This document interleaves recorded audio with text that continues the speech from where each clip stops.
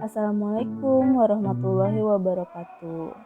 Apa kabar anak-anak? Semoga dalam keadaan sehat walafiat. Kali ini kita akan mempelajari tentang pembangunan ekonomi. Jika sering menonton berita, kalian akan sering mendengar kata pembangunan ekonomi yang biasanya dikait-kaitkan dengan pengangguran, kemiskinan, dan pendidikan.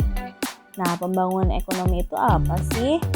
Pembangunan ekonomi merupakan suatu proses multidimensional yang mencakup berbagai perubahan mendasar atas struktur sosial, sikap-sikap masyarakat, dan institusi-institusi nasional, di samping tetap mengejar akselerasi pertumbuhan ekonomi, penanganan ketimpangan pendapatan, serta pengentasan kemiskinan. Selain itu, pembangunan ekonomi juga diartikan sebagai suatu kegiatan untuk meningkatkan taraf hidup masyarakatnya atau suatu proses yang menyebabkan pendapatan per kapita penduduk meningkat dalam jangka panjang. Berdasarkan pengertian ini, ada 3 elemen penting yang berkaitan dengan pembangunan ekonomi. Yang pertama, pembangunan sebagai suatu proses. Yang kedua, pembangunan sebagai suatu usaha untuk meningkatkan pendapatan per kapita. Dan yang ketiga, peningkatan pendapatan per kapita harus berlangsung dalam jangka panjang. Selanjutnya, pembangunan ekonomi dikatakan berhasil. Apa sih ukuran atau indikatornya? Nah, indikator pembangunan ekonomi ada indikator ekonomi dan indikator non-ekonomi. Di sini ada indikator ekonomi. Yang pertama, terjadinya peningkatan pendapatan nasional. Yang kedua, terjadinya peningkatan produk nasional. Lalu yang ketiga, terbukanya kesempatan kerja. Keempat, perekonomiannya stabil. Kelima, surplus neraca pembayaran luar negeri. Dan yang terakhir, distribusi pendapatan merata.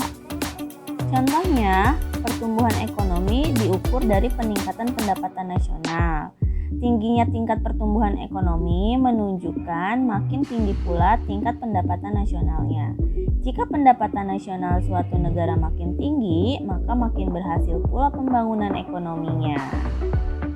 Nah, indikator ekonomi diukur dari indeks kualitas hidup dan indeks pembangunan manusia. Indeks kualitas hidup diukur dari kematian bayi, jumlah kematian tahunan bayi yang berumur di bawah 1 tahun per 1000 yang hidup. Usia harapan hidup mulai umur 1 tahun dan tingkat melek huruf dalam persentase. Dalam kaitannya dengan indeks ini, pembangunan ekonomi dikatakan berhasil jika angka kematian bayi makin kecil, angka harapan hidup makin tinggi, dan tingkat melek huruf makin tinggi. Kedua, indeks pembangunan manusia diukur dari umur panjang, pendidikan, dan standar hidup. Selanjutnya, pembangunan ekonomi merupakan salah satu bidang kehidupan yang terus-menerus dikembangkan di seluruh dunia, tidak terkecuali di Indonesia. Tujuan utama dari pembangunan ekonomi adalah mencapai kemakmuran seluruh rakyat dalam suatu negara. Untuk mencapai tujuan tersebut, negara rela mengeluarkan dana yang besar guna membangun sarana dan prasarana ekonomi. Tujuan pembangunan nasional juga dapat dibedakan menjadi 2. Yang pertama, tujuan jangka pendek. Pembangunan ditujukan untuk meningkatkan taraf hidup, kecerdasan, dan kesejahteraan masyarakat yang semakin adil dan merata, serta meletakkan landasan yang kuat untuk tahap pembangunan berikutnya. Dan yang kedua, tujuan jangka panjang. Pembangunan ditujukan untuk mewujudkan suatu masyarakat yang adil dan makmur, yang merata, material, dan spiritual berdasarkan Pancasila di dalam wadah NKRI yang merdeka, bersatu, dan berkedaulatan rakyat dalam suasana peri kehidupan bangsa yang aman, tenteram, dan dinamis dalam lingkungan pergaulan dunia yang merdeka, bersahabat, tertib, dan damai. Setelah menentukan tujuan pembangunan, biasanya pemerintah melakukan perencanaan pembangunan yang merupakan cara atau teknik untuk mencapai tujuan pembangunan secara tepat, terarah, dan efisien sesuai dengan kondisi negara atau daerah yang bersangkutan. Selanjutnya adalah tahap pembangunan ekonomi. melalui 3 tahap. Yang pertama, tahap pertanian agraris. Pada tahap ini, sebagian besar penduduk bekerja dalam bidang pertanian. Tahap kedua, tahap manufaktur atau industri. Pada tahap ini, sebagian besar penduduk bekerja di bidang industri. Dan tahap ketiga, bidang jasa. Pada tahap ini terjadi perpindahan tenaga kerja ke sektor jasa. Selanjutnya, apa saja sih faktor-faktor yang memengaruhi pembangunan ekonomi? Nah, faktor yang mempengaruhi pembangunan ekonomi dibagi ke dalam dua. Ada faktor ekonomi dan faktor non-ekonomi.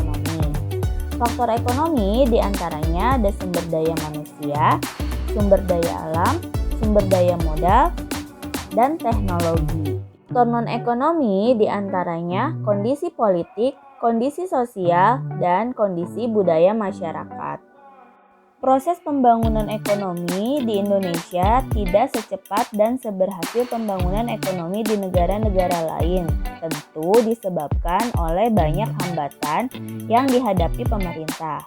Lalu, apa saja hambatan yang dihadapi Indonesia dalam melakukan pembangunan ekonomi? Yang pertama, tingginya jumlah pengangguran. Yang kedua, tingginya biaya produksi. Selanjutnya, keputusan pemerintah yang kurang tepat. Bahan kebutuhan pokok masih langka, suku bunga perbankan terlalu tinggi, selanjutnya angka inflasi makin tinggi, lalu ada korupsi dan inefisiensi ekonomi, selanjutnya ada penyempitan infrastruktur, lalu ada ketidakmampuan pengembangan sumber daya manusia dan penguasaan iptek. Setelah mengetahui hambatan pembangunan ekonomi di Indonesia, maka apa saja sih kebijakan dan strategi pembangunan ekonomi di Indonesia untuk memajukan perekonomian Indonesia? Di antaranya ada Jamkesmas, ada bantuan operasional sekolah, BOS, dan PNPM. Program-program tersebut merupakan contoh kebijakan pemerintah dalam pembangunan ekonomi di bidang kesehatan, di bidang pendidikan, dan di bidang penanggulangan kemiskinan. Ya, kita akan mencari perbedaan pertumbuhan ekonomi dengan pembangunan ekonomi. Pertumbuhan ekonomi memiliki arti yang berbeda dengan pembangunan ekonomi. Pembangunan ekonomi mencakup hal-hal yang lebih luas dibanding pertumbuhan ekonomi. Walaupun suatu negara telah mengalami pertumbuhan ekonomi, belum tentu negara tersebut telah mengalami pembangunan ekonomi. Salah satu indikator keberhasilan pembangunan ekonomi adalah dapat melakukan usaha mengurangi kemiskinan, pengangguran, dan kesenjangan.